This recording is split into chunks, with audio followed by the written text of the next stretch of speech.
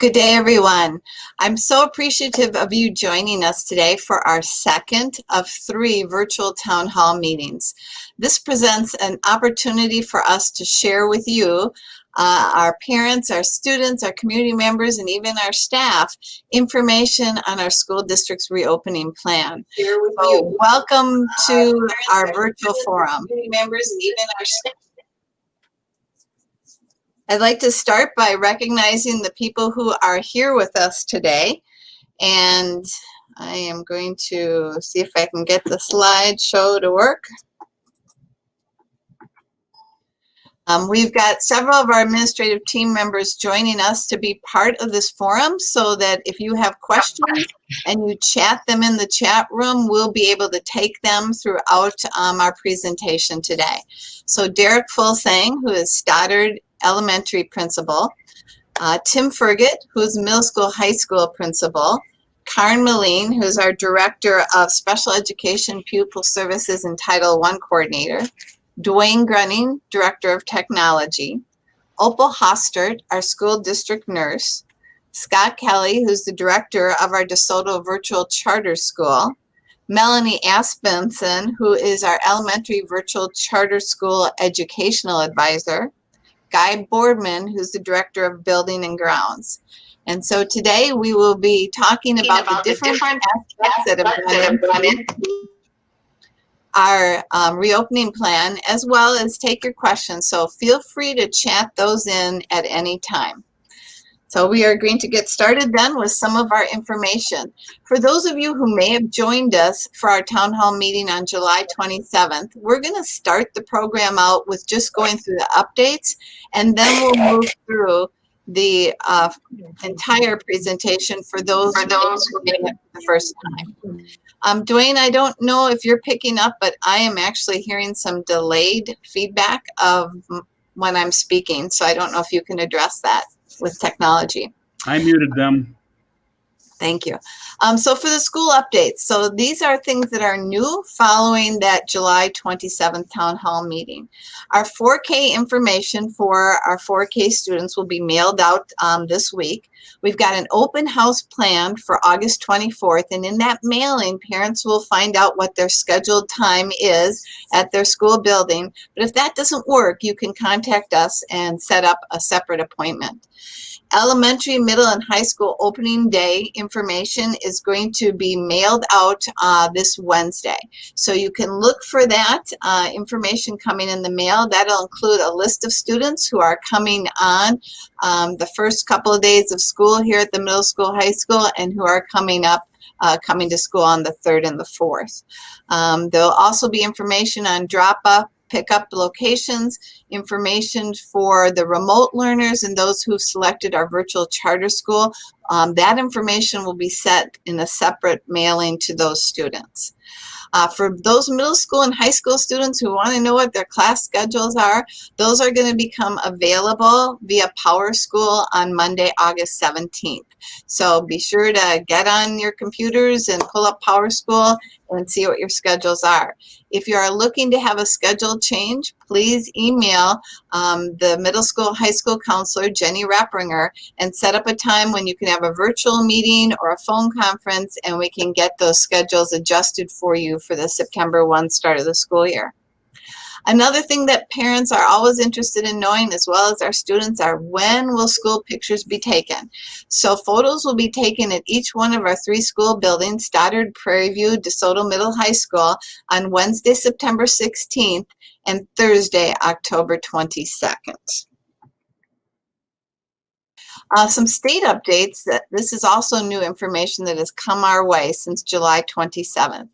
You're probably all aware that Governor Evers put a face covering and mask order in place starting August 1st and going through September 28th. In all likelihood, the district will be maintaining those face covering or mask expectations throughout the school year, especially in all of our indoor environments.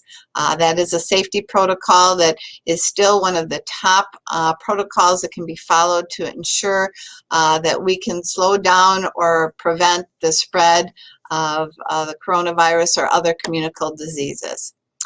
Another thing that changed was the Cooley Compass guidance, which many people may be familiar with, which in our own Cooley region outlined risk levels in each one of the counties. And it gave a low, moderate, very high, and severe risk level acknowledgement in their compass.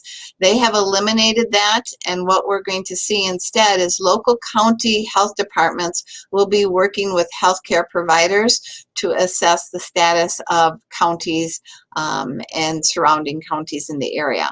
So that is new and different because we had originally incorporated the compass as part of our decision-making factors on where our district would be as far as offering in-school, in-class sessions, as well as if we had to look at doing any school closures. But that will no longer be a part of that consideration. The Wisconsin Department of Health Services has got a new decision framework that should be coming out sometime this week.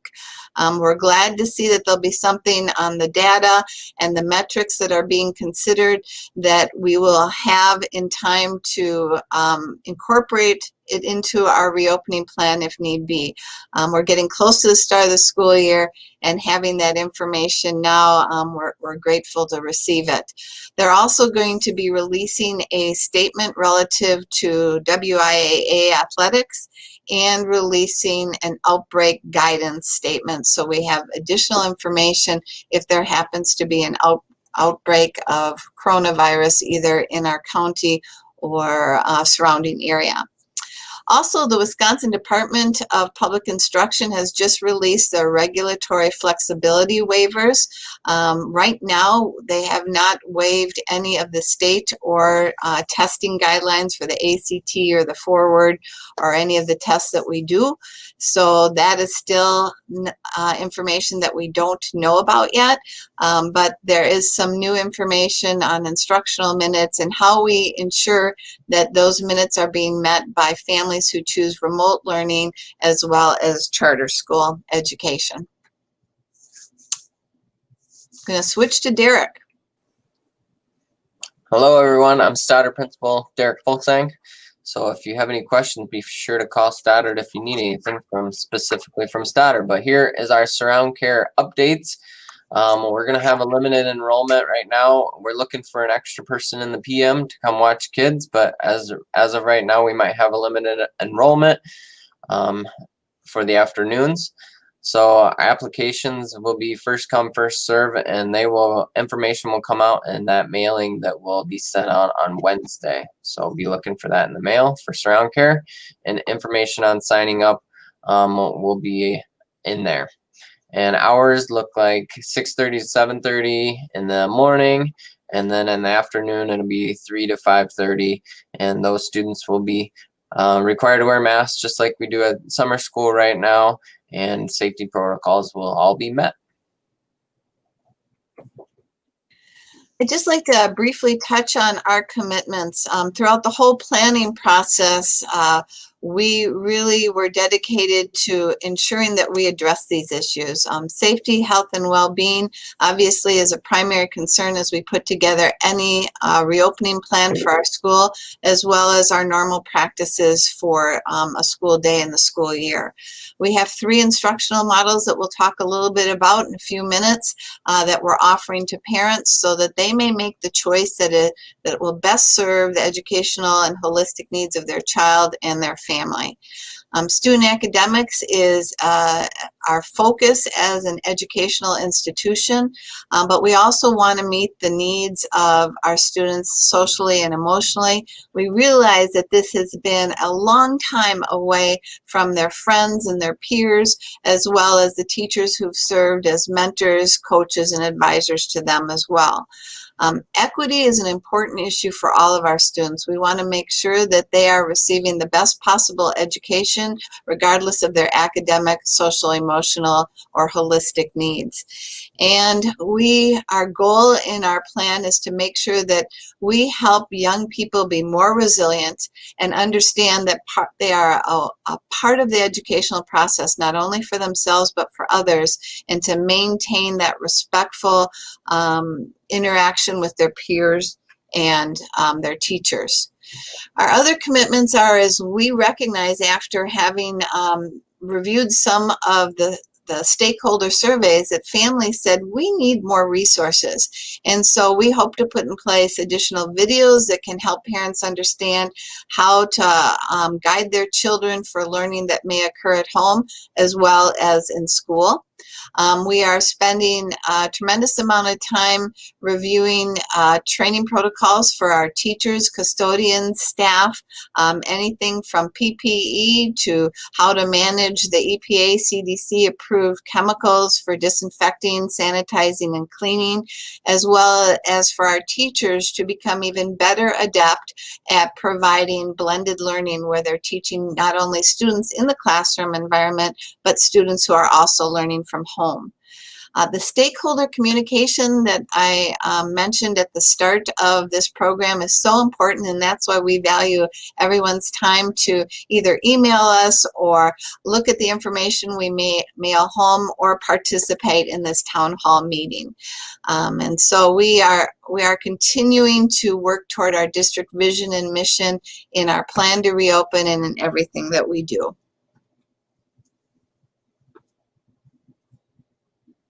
Mr. Ferget. All right, thank you. I just had to click my mute button there. Hello to everybody out there. As Mrs. Grounding mentioned, we are offering 3 instructional models. The first, traditional classroom instruction, is in person, in school.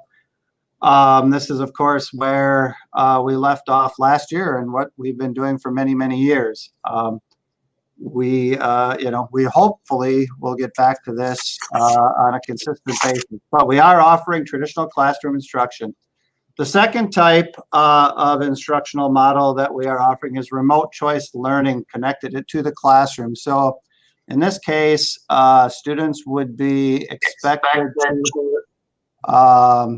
to chime into their classes or tune into their classes via Google Classroom at the class or when the session is meeting. So if it meets at 8:30, then it would be expected that the students are Google Classrooming in, so to speak, to watch their teacher, listen to their teacher. They'd also be able to ask questions. So that is, it's kind of the traditional model, but over the computer. The third model that we will offer is DeSoto Virtual Charter School. And in that case, I'm going to allow Mr. Kelly to speak to the virtual school. Hello, Mr. Kelly. I'm in charge of the DeSoto Virtual School, the director of it, and I handle the middle school and high school aspect of it. So the difference between a virtual school and remote learning or the brick and mortar is that virtual school, you still have to put in your legal time, but it's more forgiving. You can put in your time whenever you want, basically within that week. So you got to put in 32 hours or 30 hours that week, and we individualize the educational and growth plans for the kids, and we have a lot of different curriculum. It's not just the curriculum or the biology classes being offered, but we can have a large variety of whether it's certifications with heavy equipment or CNA license or different languages that we can't offer in DeSoto. So we can have any curriculum that you can imagine. And again, we gear it towards the individual academic plan that you, your parents, and we come up with and agree with. It's got to be state certified, but besides that, it's pretty open and pretty loose as long as you're doing what you're supposed to do and keeping up with your hours and your assignments. I take care of, like I said, the middle school and high school. And Melanie Asmussen takes care of the elementary, which she might be able to explain the elementary curriculum a little bit better than I can. Hi there. Yes, one question that a lot of parents have right away with the virtual school is, I don't know about having my child on the computer all day long, and that is not what our virtual school is all about. We do not have to choose curriculums. As Scott Kelly said, you get the freedom to choose, and most curriculums out there are not virtually based. So we can choose, maybe it's a book-based curriculum or some with lesson plans, and we can individualize that with our interests and abilities that the students have. So most curriculums that parents choose are going to be a curriculum that fits the needs of the family, the interests of the child, as well as the state standards. And that's my job, is to help you find a curriculum that will best meet those needs. If I could just jump back on there, Mrs. Groning, real quickly. I kind of jumped over, and I guess I did not mention that with remote choice learning, you would have the opportunity to go back and forth between the computer and the traditional in-person classroom. You have that flexibility with the remote choice learning. And that's offered on a day-to-day basis. We will provide district devices, but it's also important that you keep communication back and forth between the teacher and students so that they know if you're going to not be in class that day. Obviously there are going to be circumstances in which you might not know that, but I did want to mention that. I also should mention it is different than the virtual school model, because if you are in the virtual charter school, you are actually a student in the virtual charter school. And we do sometimes, I think in the past, Mr. Kelly, correct me if I'm wrong, but we have decided that this year it will be a semester that you would have to stay in. So if you transfer to the DeSoto virtual school, you'd have to be there for a semester, not just a quarter. So we're not flip-flopping back and forth. I think we've done that in the past. We flipped back and forth, but we've had some problems with that. So Correct. That's what we agree on. And then I guess I also forgot to say that your children are still tied to a teacher. So I'm a certified science teacher, 6 through 12, all sciences. And so when they're taking a science class, we can do it a couple ways. Sometimes that the teacher is provided for that class, depending upon where we get them from. Or if they have a question, they get a hold of me. Or in any of the core classes, we'll have a core teacher assigned to them, whether it's social studies, English, math, or science. They'll have a core teacher assigned to them that if they're having a problem with something, they can get a hold of that teacher. Now, that being said, our teachers are still teaching classes. So you got to look at, their prep time, or just send them an email. When's the best time to get a hold of you? And they do have to get back with you in 24 hours to you. So we're not just leaving them out there alone on their own to do their own curriculum and do their own problems. We are with them and can help them with any problems they have.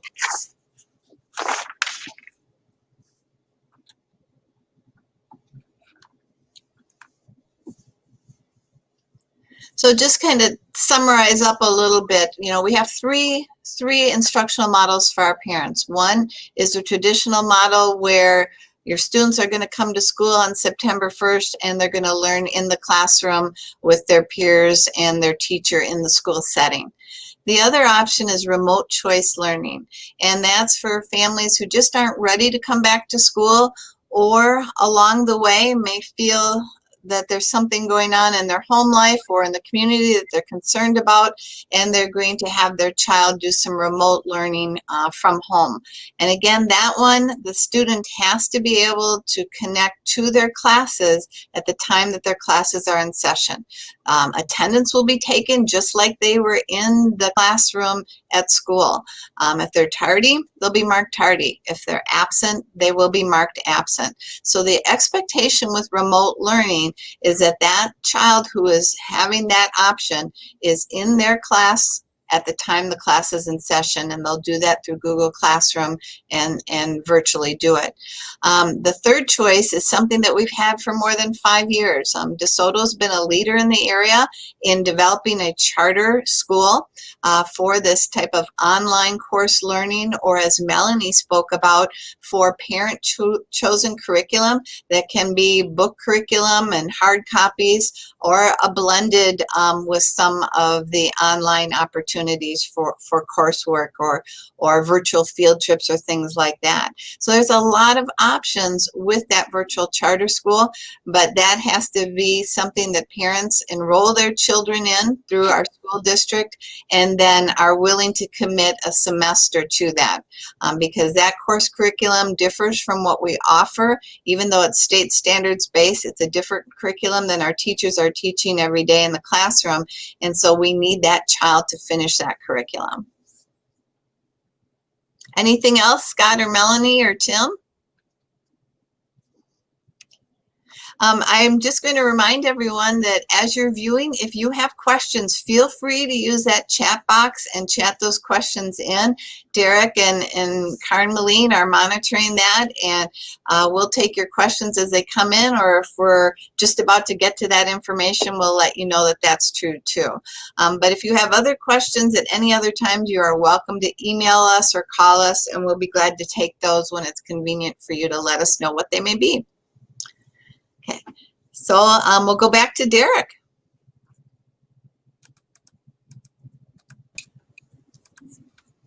All right, so the traditional model at the elementary school, we're going to start off with 2 different groups. So on Tuesday, September 1st, half of our elementary students will be joining us. And then on Wednesday, September 2nd, the other half of our students will be joining us. And we'll let you know this week in that mailing who those students will be on the 1st and the 2nd, so that you know which day you're coming to school. And then on Thursday and Friday, September 3rd and 4th, we'll bring all of our students back into the building. And the reason we're doing this is so that we can teach all these safety protocols and make sure that everyone knows what to expect when they come to school, and we can teach all those changes that you might see at the elementary level this year. And then, oh, I missed one. On Tuesday, September 8th, we'll be bringing all the students, and then Ms. Moline can talk about preschool. Excellent. Well, we're excited for our newest pirates to be arriving in the school for the first time. Their school year will be starting the 2nd week of school. So if you attend Stoddard, students will start on September 8th. And of course, if you attend Stoddard for preschool, your days are Tuesdays and Thursdays. Prairie View will start their first day of school on September 9th, and their days of the week for reporting are Mondays and Wednesdays if you're choosing the traditional classroom model. Again, we have talked about a 4K in-person open house. All of those details are finalized, and they'll be going out in that mailing that Mr. Fulsang's talked about. Our first mailing for 4K will be going out. It's all ready to go for tomorrow, so families should be looking for that. In that paperwork, it has a specific time on August 24th for your family to come in, get a building tour, meet the teacher, as Ms. Settlemeyer and Mrs. Zink will be there, Ms. Curvin. They'll be all excited to take you around the school, do tours, and some other activity. You're welcome in that in-person open house to bring in school supplies if you have them already picked out, and would like to leave them there so you don't have so many items the first day your child reports to school. Again, that mailing's being sent out, but if the August 24th doesn't work for you, we're happy to accommodate you with a different time by calling the building secretary, and we'll be having some additional time slots that first week of school. Mrs. Zink and Ms. Settlemeyer will be helping out the other classrooms and help students get situated to all the new routines that Mr. Fulsang was talking about the first week. So they'll be doing a few things after the school day to accommodate those families that need a different time. In addition, we just want to remind families that we're asking you not to drop your children off before 7:35. That way we can have adequate supervision when the school day starts and they are prepared for them in the classrooms. Again, school supplies can be brought to the open house, or you can bring them the first day that your child reports. Again, that's September 8th or September 9th, depending on if your child will attend Stoddard or Prairie View. In addition to the in-person open house, for preschool 4K families, check out the open house videos that will be posted on the school district's website and each of the school buildings under Prairie View and Stoddard. There'll be a few more details, and that way your child will be able to know what to expect, whether it's other classrooms or going through the lunch line, getting ready to come into the school day. So there'll be a lot of exciting information in that as well.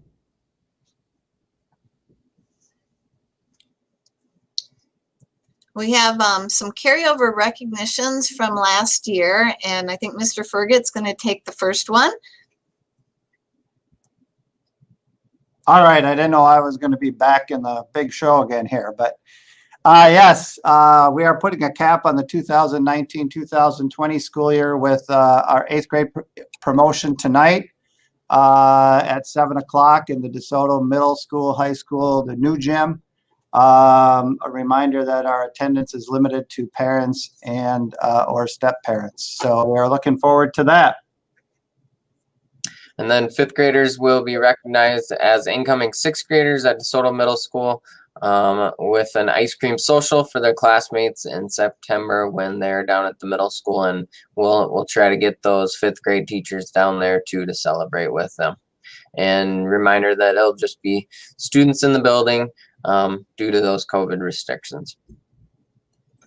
And our 2019-2020 preschoolers that are moving up to kindergarten, those students will be recognized as incoming kindergartners with an ice cream social with their classmates in September. And Mrs. Zink and Ms. Settlemeyer will be joining those classroom students as well. So they'll have a chance to visit with them and congratulate them on being kindergartners. Again, like Mr. Fulsang just shared, due to COVID-19, it will be just the students only. This might be a great time for us just to quickly discuss the questions to Mrs. Groning that are being posted with some responses. Sure. Do you want to read those off, you and Derek? Yep, we definitely can. Mr. Fulsang was providing some feedback here to families that were asking some questions online. Again, don't forget you can post those questions right here in the chat box. The first parent wondered if they chose to go to school full-time, are they able to take their child out to remote learn if they feel that an illness is going around, the cold, flu, lice, and send them back when they're comfortable? And Mr. Fulsang responded, that's definitely, that is flexibility and that is an option. So again, make sure you sign your child up for in-person, but we would like a 24-hour notice if you're going to go to remote. That way our teachers can make appropriate plans. And additionally, we can get you the supplies so that you're prepared for your children's lessons those days. The one thing I would add to that is that we would not be subdividing the day. So if someone said, well, I want my child at school for math class, but at home for everything else, that is not something that we would do. But we certainly will work with families who have some other reasons for their child to may miss partial day, or if you decide that you feel that it's safer to have your child at home for whatever reason, and you want to do that switch, again, that 24-hour notice will be most helpful so we can make sure that either the laptop, the Chromebook, or any materials that are needed to go home will go home. Awesome. Thank you very much for asking those questions. Keep them coming. Okay. Traditional model, Tim, do you want to just review how that's going to look for the middle high school? Absolutely. At the middle high school, we will begin on Tuesday, September 1st and Wednesday, September 2nd, with approximately 50% of our students in attendance, grades 6 through 12. They are currently being put into cohorts or pods, if you would like to use whatever term you would like to use. And then, so they would have their, each would have their gold and then a maroon day to follow.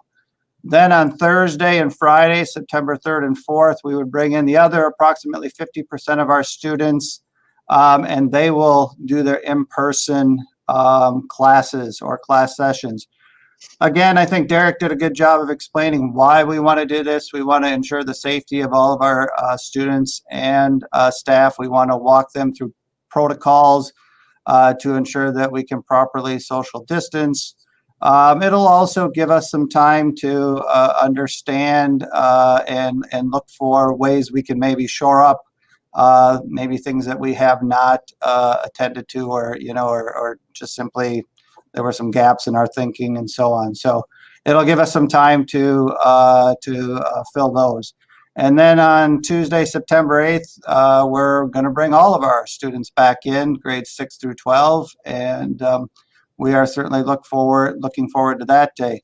It also should be noted, I think Mrs. Moline mentioned this, but down here at the middle high school, there are no adults here before 7:30 in the morning, 7:35 a.m. So it would be important for parents to understand that if they drop their students off, there is no supervision here before 7:35 in the morning. As well as no access to the building. Right.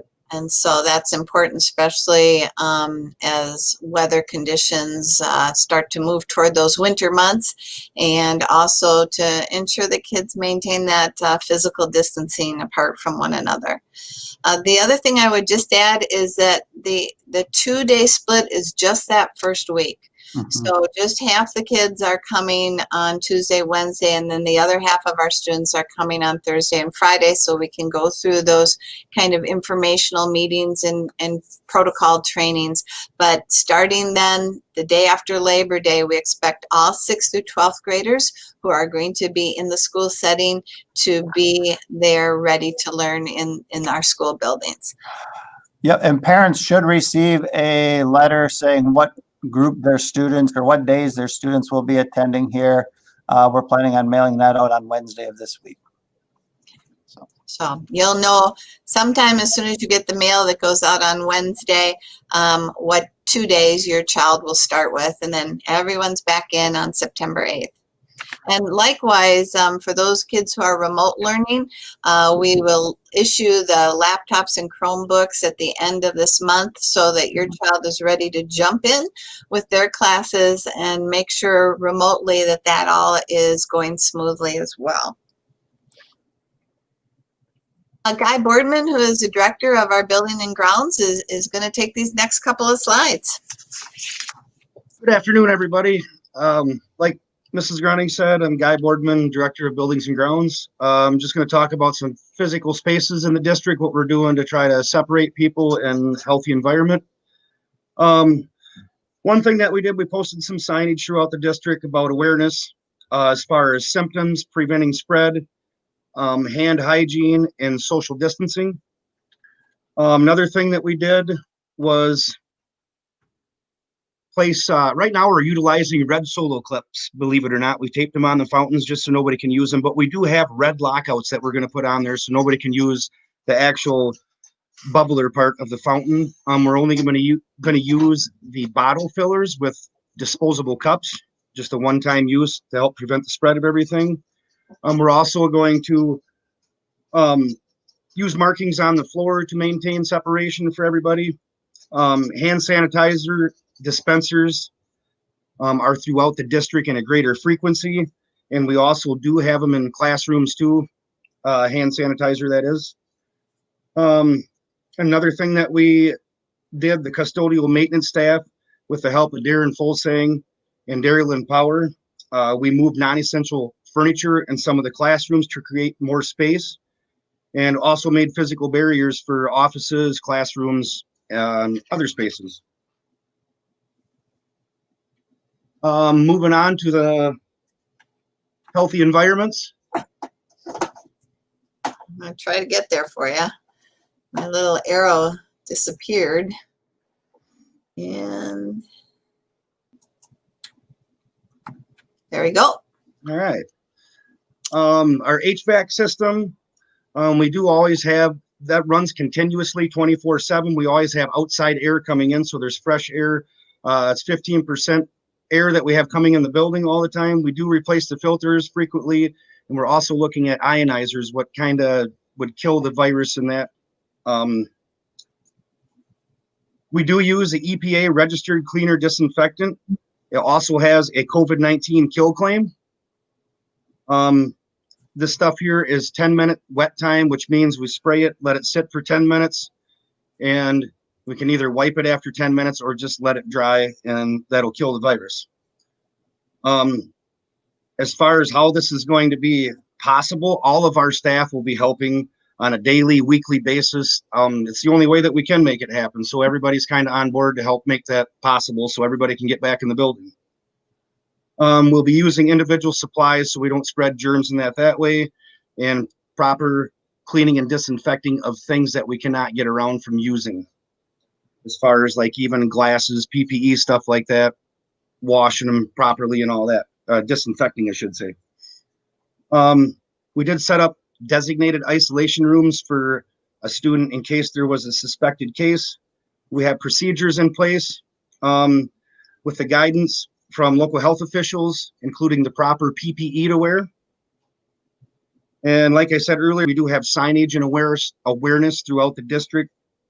Common areas, we will be staggering use and more, we will be disinfecting them areas more frequently in the high traffic areas where there's going to be more people passing through. And as I said earlier, we'll be using markers on floors, travel direction, and walking patterns to kind of help keep everybody separated. I really appreciate the work that Guy and Jackie and the custodial and maintenance staff have done to not only get trained on cleaning and disinfecting procedures and the use of those chemicals, but to make sure that we had the signage up and markers in our buildings for summer school as well as for some of our programs.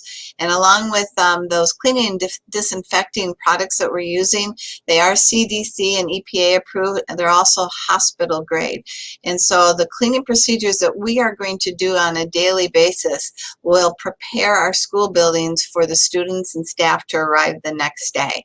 We don't need to wait a day in between or wait several days. The quality of this product, the product guarantee ensures us that it is doing the appropriate cleaning and disinfecting that we need to maintain a healthier environment. District day-to-day, you know, we are looking at what is our risk factor on a day-to-day basis, as well as the health departments, healthcare providers, the state, and obviously the governor's office. So, you know, if we are in a low-risk, normal operating procedure, we will operate as normal. But if we are anywhere above low risk, if we are at that medium or very high or severe risk, we will operate with the best possible practices in place, which means that visitors may be limited to only essential visitors or no visitors at all in our building, depending on what's going on in our community, in our county, or in our district. We're going to move our students in groups, you can call them cohorts, you could call them classes. We're going to move them together, and when they move from one and transition from one activity or another, we will do our best to monitor that traffic flow so that there is less opportunity for any cross exposure to occur. We'll use different entrances and exits for our students and different timing on when students can come in during those times when we have greater concern. Face coverings, as already was mentioned, the governor has mandated face coverings for all indoor programming that's educational as well as out there in the community. But we will look at following that throughout the school year. And why is that? Because it's essential. You know, as we can put everything into place as possible, but we want to be totally transparent and honest when we say to families that what we can do as a school district is to mitigate exposure, mitigate the potential for contracting, but we cannot totally eliminate it. There is no school or any community environment that can totally eliminate the possibility for exposure or contracting COVID or any communicable disease for that matter. And so we believe that wearing masks and keeping that physical distancing as much as possible and doing those hand washing and hand sanitizing along with our cleaning protocols and disinfecting protocols gives us the best possible healthy learning environment. But you know, we won't always be able to maintain 6 feet social distancing. Our schools were designed for social interaction. They weren't designed for kids to be separate from one another or to be separate from teachers. And so we recognize that we can't maintain that at all times, and that's why we're doing those physical barriers that you saw on the previous slides that were built by Mr. Fulsang and Dairy Lynn Power and our own custodial staff. So, you know, we want to be upfront with that, and we're probably going to be looking at wearing those masks throughout the year. We also know that we do have some students as well as some staff who may have some underlying medical conditions, and that is private information and not information that we can share out. So for all of us to be proactive and wear those masks, that helps protect not only ourselves, but protect our classmates, our peers, and our staff. So we really appreciate that everyone has that understanding to know why, if we aren't in a low-risk situation, where those masks will still be required. Field trips are something that, you know, we've learned to do virtually. We hope to be able to continue to do. And again, we'll have to look at where we are status-wise for risk, as well as can we maintain that physical distancing to be able to do some of those field trips. Our staff is also something that we are very grateful. We have people stepping up to say, hey, tell me what I need to learn. I will help out where I need to do. So we have several people on our staff who don't have teaching jobs but hold substitute teacher licenses. And we may need to move those people in and out to substitute positions, especially since we know many of our substitute teachers are retired teachers and right now are not comfortable returning to school environments. We have other staff who are willing to take on different jobs, whether it be in food service or custodial work, and we will move people around so that we can continue to daily operate for our students and that they can continue to learn in the school environment. So if you have questions about COVID-19 or any of our processes, your building principal is a go-to individual. I am a go-to individual as superintendent, and our district nurse is also someone that you can feel comfortable asking questions of, whether they're pertain to your family's health and well-being or to what we're doing in the school environment. We'll also continue our communication through our school messengers, so we want to make sure all of our parents, both moms and dads, sign up to receive those important emails, text messages, or phone messages. You can have all three, you can have just one, but please let's get both parents signed up for those so that those messages don't get missed. We'll continue to update our district website, our COVID-19 and school updates page, so that you can go there for the most current information as well. And if there are school closures, like for inclement weather, or if we have to do a school closure due to what's going on in the county or within our school, we'll also use our local media, radio, and television sources to provide that information out as well. And school nutrition, Betsy Knudsen and her food service staff have done a tremendous job all through our spring months and in the summer of making sure kids who wanted meals received meals. And regardless of where we are, we will make sure that we continue to do that. So if we end up with school closure, we will get food to our students. And here at school, we will be doing that as well. It may look a little differently. Rather than everyone in the cafeteria, there may be some students in classrooms eating lunch, or we'll be using here at the middle high school both our new gym cafeteria and old gym. At the elementaries, they may have food that they're eating in their classrooms, possibly in their cafeteria gym. And if the weather's really great, they might be outside having breakfast or lunch outside.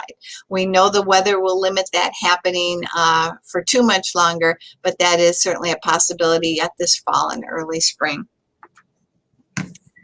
Transportation. I don't believe Kelly's on with us, Mr. Grunning. If not, He is not. he's not. So we'll jump into that real quickly. On the survey that we asked parents to complete, one of the questions we had there is, will you be transporting your child, or will they have an alternative method, or will they be walkers, or are they student drivers themselves and maybe taking younger siblings? Please let us know, because that way we know our bus capacity and we can plan if we need another bus, so that we can maintain as much physical distancing as possible on our bus.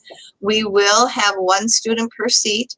However, family members or members of the same household can sit together in those seats, so there's more than one student. and we'll ask that that happens so that we can spread other students out throughout the bus. We'll load back to front first, and we'll exit front of the bus to back second. Leave windows open as much as possible when the weather allows for that. We will require face coverings on the bus at all times because that physical distancing of 6 feet or greater will not be able to be maintained for 15 minutes or longer. So we definitely want kids wearing face coverings. The buses, the Southwest Bus Company has purchased a sprayer, and all buses will be sprayed down with disinfectant following each morning and afternoon route. So they will be sanitized, disinfected, and ready for the next route that occurs either the next day or later in the afternoon.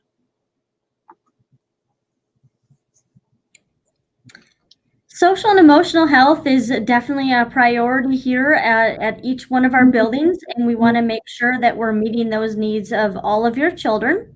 So as we look to reopen the schools, we want to focus on the best social and emotional health, not only in the first week back to school, but throughout the school year to make sure that any type of anxiety or things that your children are nervous about, that we can assist with. I know our staff is going to be doing some extra teaching, including about COVID-19, what a pandemic is, what it means for physical or social distancing, face masks, and other personal protective equipment that we may be wearing if your child or someone is ill, so that they know what to expect.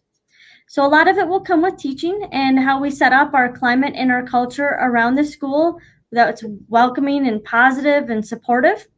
We want to make sure, again, that everyone is in their best social and emotional state when coming to school. However, if any student or family needs some assistance, those same options that we put into place previously when we were closed down back in March. So at the elementaries, there's a direct phone setup contact for our guidance counselor.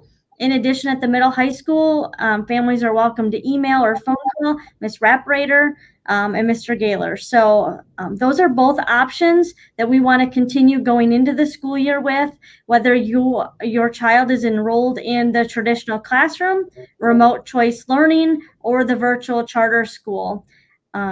Our monitoring of our counseling, we want to continue to look for early warning signs as well as respond to any needs that families may have so that we can do prevention and teaching and assist when needed when there's other situations that arise. Mr. Grunning, I'd ask that you join us because we didn't have a separate technology slide, but I know we've had some questions on the 3 models of instruction. If a student is learning at school, when might they get a laptop or Chromebook? If they are remote learning, are we going to try to get them their laptop or Chromebooks ahead of September 1st, as well as if they're in the virtual charter school, how do they obtain their devices? If you could take a minute to speak to that, that would be great. Well, we do have a setup where a lot of the charter school students, of course, we send them the devices. I'm not really sure. Some of the students that are coming in the first days will pick theirs up when they get here. So, excuse me, the students that are coming in the second 2 days, I don't know if we'll get their devices ahead of that or not. So those who are remote choice learners, and you know that we don't have a large group of those that are making that option, is that possible that they might get their devices then sometime before the start of the school year? Sure. If they come down and pick them up, they're ready. We have devices ready right now. We just don't have the best way to distribute them unless they come down to pick them up. So for those parents who have considered remote choice as how they would like to start out the school year, you can contact your school building and set up a time where we can have that device ready for you to check out. If by chance you are still retaining a device over summer school, Mr. Grunning, do you want them to bring those back in to be cleaned and checked over, or should they maintain those devices? I believe most of the devices have been returned to the elementaries, so it'd be nice if we could get them back to the high school, middle school as well. And I wouldn't anticipate checking out any devices probably before the 24th of this month, so we can get everything back in. That gives everybody, over a week to Perfect. We'll add that to the information going out for those families who have opted for that remote choice, so that that week would be a good week for you to stop by the school and pick up the devices for your child. And if you have a problem with being able to do that, we certainly will make every effort to make sure your child has what they need. So just let us know. Thank you, Mr. Grunning. We're going to go now to Opal Hostert. Opal is our district school nurse. Opal has been a part of the planning right from the beginning, right from when we became aware at the end of February that school districts had to review their pandemic plans and make updates. And then when the school closure order came on March 13th for the middle of the next week, Opal has been a part of going through all of our procedures, what we should do, has connected us not only to the county health nurses, but to Dr. Pryor, who is our district physician, to review and go over all of our planning and protocols. So I will turn this over at this point to Opal. Good afternoon, everyone. We're hoping that we can all kind of be partners throughout this whole process as far as like symptom checking and making sure that our students are staying home when they're sick. So we are asking all parents or guardians to screen their children before they're coming to school. And that would include taking their temperature and checking for any symptoms prior to sending them to school. And the symptoms of COVID-19 are fever, 100.4 or greater, or chills, cough, shortness of breath, or any difficulty breathing, extra fatigue that's unusual, muscle or body aches, headache, new loss or taste of smell, sore throat, congestion or runny nose, nausea or vomiting, and diarrhea. If they should have any of those symptoms, we would like them to remain at home. However, if they're feeling well, they can still join their classes remotely so that they're not counted as absent. If a student should arrive at school and become ill, then they will be screened at school, and parents will be contacted to pick their child up if there are one or more symptoms. And we are following that same type of protocol for the staff. We expect them to also check for symptoms before coming into work and staying home if they're ill. So this is the algorithm that we're currently following. Just so everyone knows, there is continuously new information coming out. So this algorithm could actually change. I know they're working on a few extra things right now. Again, there's all the symptoms of COVID-19. If your student is experiencing any of those, like if they're at school and they're experiencing any of those, we're going to call the parent and send the student home and request that they would get a COVID test. And then we go down to if the testing was done. If the answer is yes and they're positive, we're gonna then we would expect public health will follow up with the parents to begin their contact tracing. If it was negative, the student will be excluded until 24 hours symptom-free without the use of medication. If the student is not having those symptoms, but they had a close contact to a COVID positive case, if the answer to that is yes, if you're notified by public health, the student would possibly be excluded for 14 days past the last exposure and to continuously monitor symptoms. If you didn't have a close contact to a positive case, then there's no exclusion required. And here's the new one that's coming out that we are possibly going to begin following. The first one that I just went over was the one we are following currently for summer school. So it's kind of the same thing. It's got all the symptoms there. And if they are exhibiting those symptoms when they're at school, and just, these symptoms should be outside of the student's baseline. So if a student we know is prone to getting migraines anyways, if they come in and say, oh, I have a headache, we might do other things before we would automatically jump to, oh, this might be COVID or whatever. And the same thing with asthma. If they appear to be having like an asthma attack or something like that, we might jump to other things before we would necessarily send them home. But once sent home, again, we would ask that they get the COVID test.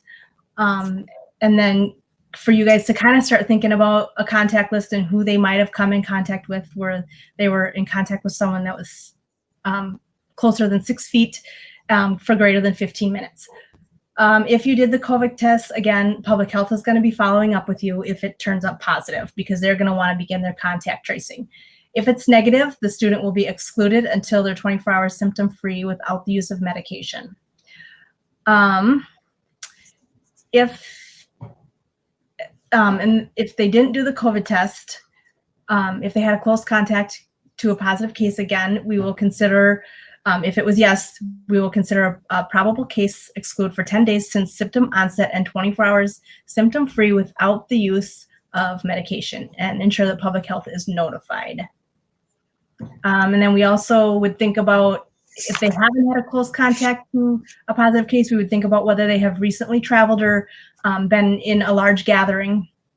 This includes like the use of any type of mass transit, tourist sites, or any mass gatherings at all. If the answer is no to that, we would exclude the student until 24 hours after symptoms resolve without the use of medication. If the answer is yes to the recent travel or large gatherings, we would exclude for 10 days since symptom onset and 24 hours symptom-free without the use of medication. And as far as household members go, if there's a COVID positive household, public health will determine close contacts and exclude as appropriate. Typically, this will be 14 days since last exposure from the ill individual. COVID negative or unknown household, all well individuals are able to attend school as usual. And so for the health department process, the Wisconsin Electronic Surveillance System will notify the Vernon County Health Department if they have a positive test result. Vernon County Health Department will then contact the patient and family within 24 to 48 hours. Positive patients will be directed to isolate at home for a minimum of 10 days from symptom onset and 72 hours fever-free without the use of medication. And then the Vernon County Health Department nurse will obtain names of individuals who came within 6 feet for longer than 15 minutes of the patient. Contact trace individuals will be directed to self-isolate for up to 14 days. Students and staff not within the 6 feet for longer than 15 minutes, or students and staff who are wearing the proper PPE equipment, may not be required to self-quarantine. And this recommendation, of course, is subject to change. Vernon County Health Department nurse will contact school to determine who needs to be notified. And for school communication, information will be sent out via school messenger, by text message, email, or voicemail, whatever you as the parents have signed up for. And that'll be sent to impacted families as directed by the Vernon County Health Department. Information that we'll be including in that communication is informing impacted parents or guardians of a suspect or confirmed case of COVID-19. Privacy laws prevent the district sharing any known personally identifying information. So we wouldn't necessarily be sharing what grade, we would just be possibly sharing, the school that is involved. Suspect case is a student or staff member who is awaiting test results due to proximity to a person who is positive and is symptomatic. Vernon County Health Department will be responsible to directly notify students and staff members who were within 6 feet for 15 minutes or longer of the suspected or confirmed case. District practices focused on preventing the spread and mitigating exposure. We are also recommending to wear masks, daily hand washing processes, social distancing, and that to every extent possible, the district will limit contact during the school day through cohort and classroom practices. We are doing extra cleaning and disinfecting procedures and monitoring developments and changing protocols as needed. COVID-19. We have a question, Opal, that's come in that's specifically directed towards something that I know you'd be able to help best address, and that's how and where would we be able to get a COVID-19 test done? And I know that will also be going out in information, and maybe we could put that up on the COVID-19 updates on the website, because we have information from the county that's on their website too. Sure. You can actually get those. You could get those at any hospital. So you could go to Gunderson, you could go to Mayo Clinic in La Crosse. You can get them at the county health department, either Vernon County, or if you live in Crawford County, you can call them about that as well. And as far as isolation release times, if you've been diagnosed with COVID-19, for the isolation release, which means for you to the student to return to school, you have to be well for 1 day and at least 10 days since your symptoms began.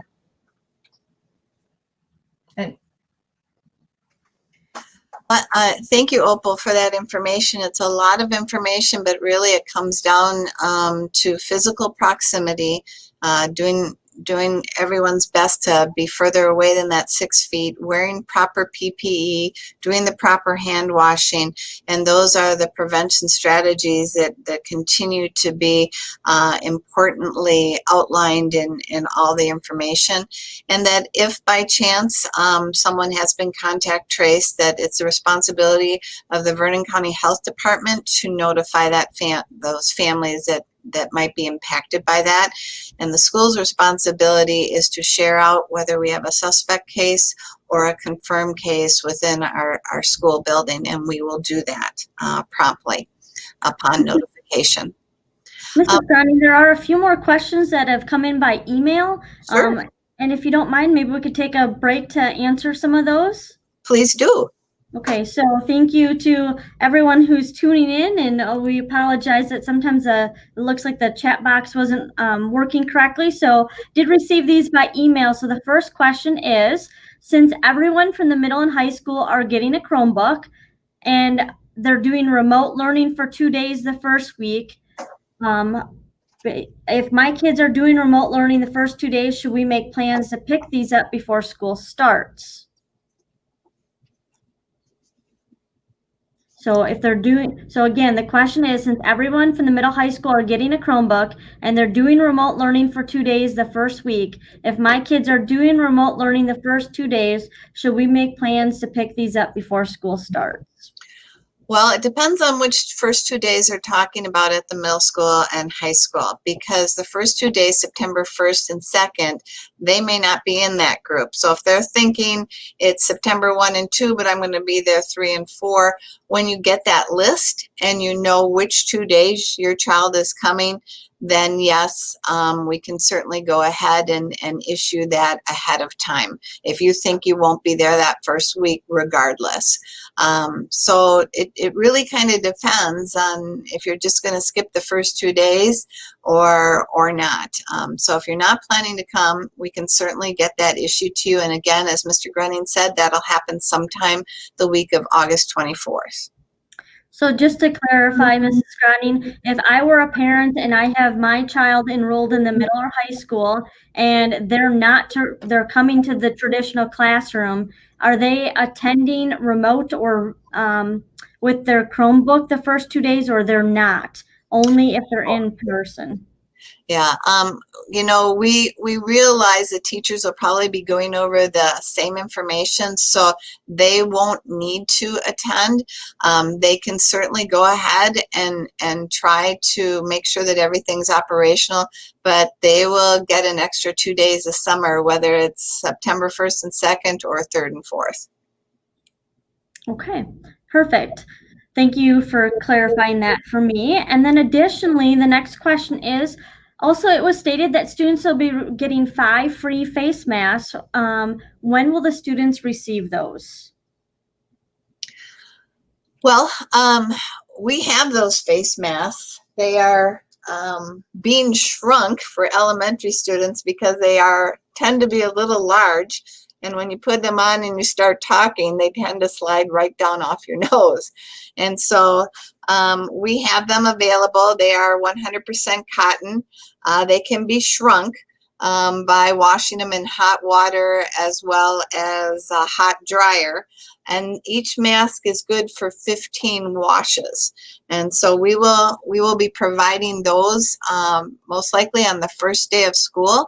We've talked about, should we give all 5 out at once, or should we hold some back and give them out as students need them? That is something we haven't totally decided on. We assume that many students probably already have several masks, that their parents may have bought them, especially with the governor's order going into effect on August 1st. And some may just not want to wear the white mask. So we understand that. So we're thinking that first day of school we'll be issuing those type of things for our students, or even for our remote learners when they pick up their laptop or Chromebook, they could get them at that time. But we are still discussing, is it best to give out all 5 at once, or is it better to hold some behind?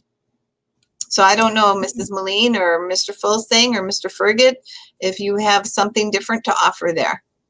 I will say that if your child's planning on riding the bus, and we know that that's a concern area because everyone will be required to have a face covering on, we do have extra face coverings on every single bus and of course at each school building. So if your child doesn't have a face covering and we haven't distributed any of the face coverings from the Department of Public Instruction yet or from emergency management, don't worry, we have you covered. We'll make sure that your child has one of those masks available, like I said, on the bus or at each of the school buildings. We do have somewhat of a limited supply for those, so we hope that in most instances our students will remember their face mask. But if for some reason they forget one or doesn't have one, we'll make sure they have one. Mr. Fulsang, any idea on your thoughts on when you're going to issue them at the elementary levels? Well, we were pretty fortunate for summer school that everybody found their old cool mask and wore it on the first day. But if you need some ahead of time, Miss Mary will be in the office the week before school starts, and we can get those to you ahead of time if you want. Otherwise, we'll see you on the first day right outside the door, and I'll make sure I got one that fits for you. Thank you. More questions, Mrs. Moline? That looks like there's actually one more. So hospitals are still screening out and not testing. In response to Opal's previous question about how would we be able to get the test done and where, and then the next one says that hospitals are still screening out and not testing always. So Opal, maybe do you have some clarification for that? Yeah, there is a number that people from the community can call. At least I work at Mayo, so I know that there's a number for people to call for that. And they typically would screen you and kind of determine if they feel like you need to be tested. So if they feel like whatever symptoms you're having are not related to COVID, that's when they're not going to test you. And that looks like all the questions so far, but thank you to everyone who's participated in asking questions so far. And we'll continue to try and answer those and provide clarification, so keep them coming. I would just like to continue by saying that the Wisconsin Department of Health Services asked all the DPI through the DPI that school districts use a risk assessment tool that they developed to determine if they were ready to reopen for school. DeSoto School District did use that tool, which has been previewed by the Vernon County Health Department, the Vernon County Sheriff's Department, our insurance company, obviously our school committee, as well as Dr. Pryor. When we are with low risk, when we feel that everyone can live and operate normally, again, we will operate our school normally. But when we do have different risk levels, that is when you may see a shift in instructional models. Our plan is to be able to offer school every day, regardless of what risk level we're at, because we recognize that in some parts of the county, they may have increased cases of COVID, where we in our schools and in our part of the county may not. And so we'll be looking at a lot of data and the different matrices to make a determination what's going on locally for us, what's going on in our schools. And so if the risk levels remain low, or if we see that we have either some contact tracing or even an isolated incident of COVID-19 at one of our buildings, that doesn't mean that all of our buildings will shut down. So we hope that if you aren't being contact traced, your child's not being contact traced, and there's no COVID-19 confirmed case in any building, or that people will continue to come to school. But if we do have concerns, then we may shift a grade level classroom or a school building to remote learning. In that case, students will be able to take their laptops or Chromebooks home from them and will join their teacher in the classroom remotely. And that could be by a grade level class, it could be by a school building. It could also be by family choice, that right now I just feel better having my child at home. So that may be a family decision, and it may be a school decision as we move forward. So low risk, again, is when we think we can operate normally based on what's going on in the county, what's going on in our communities, and what's going on in our schools. Moderate risk, we start to put into play some of those additional methods, strategies, procedures, and guidelines so that we can further protect the welfare and health of our students and staff. Again, high risk, we implement additional procedures, and even in a severe risk category, as we all know, our county's been labeled as a severe risk on and off, but most businesses and most people, and including us, have been able to operate normally. So we are using data from multiple sources to make whatever is the best decision for us to operate as a school, either in the school setting or remotely at home, or by parents' choice, that charter school option as well.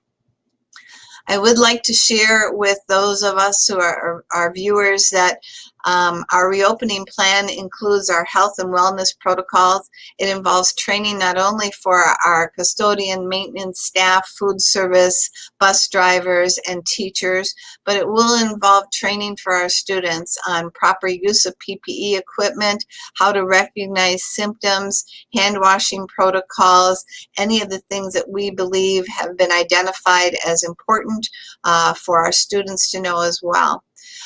We are working to create learning environments that are safe and healthy. So the many things that Guy talked about through physical distancing of our desks and tabletops, adding those barriers, adding additional signage and floor markings as well, making sure our ventilation is working properly and having a quality exchange of outside air.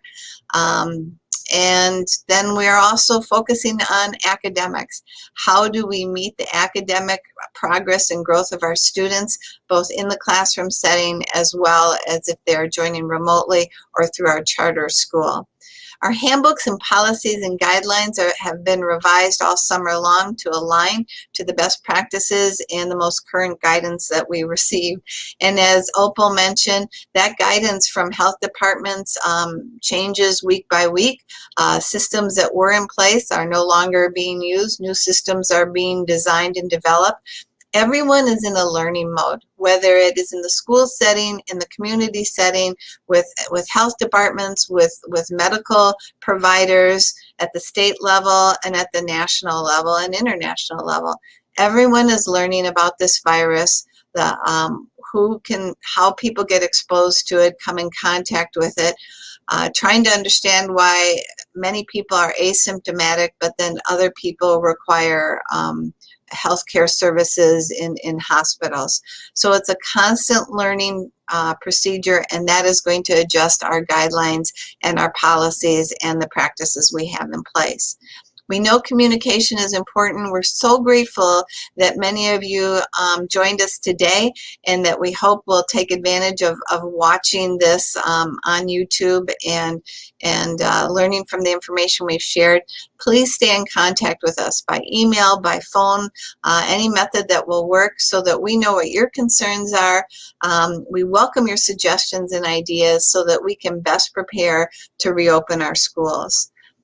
Again, our transportation guidelines are guidelines that we've put in place to allow us to be able to bring our students to school. We do not have an unlimited supply of buses or bus drivers. There are only so many buses, there are only so many bus drivers, and there's only so much financial resources in which to offer transportation services.